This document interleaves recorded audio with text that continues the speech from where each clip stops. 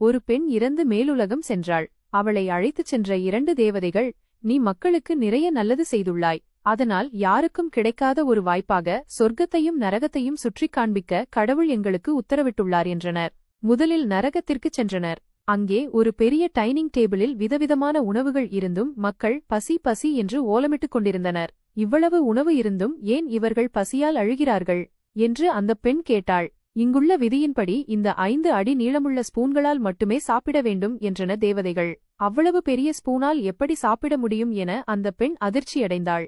பிறகு அவளை சொர்க்கத்திற்கு அழைத்துச் சென்றனர். அங்கும் அதே போன்ற டைனிங் டேபிள், அதே உணவுகள், அதே நீளமான ஸ்பூன்கள் இருந்தன. ஆனால் இங்குள்ள மக்கள் பசியால் அலறாமல் மகிழ்ச்சியாக இருந்தனர். இங்கே மட்டும் எப்படி என்று பெண் கேட்டாள். அதற்கு தேவதைகள், இங்குள்ளவர்கள் அந்த பெரிய ஸ்பூனால் ஒருவருக்கொருவர் ஊட்டிக்கொள்கிறார்கள். அதனால் அனைவரும் சந்தோஷமாக இருக்கிறார்கள். அடுத்தவருக்கு கொடுத்தால் அது நமக்கும் வந்து சேரும் என்பது தெரியாததால் அது நரகமாகவும், தெரிந்ததால் இது சொர்க்கமாகவும் இருக்கிறது என்று விளக்கினர்.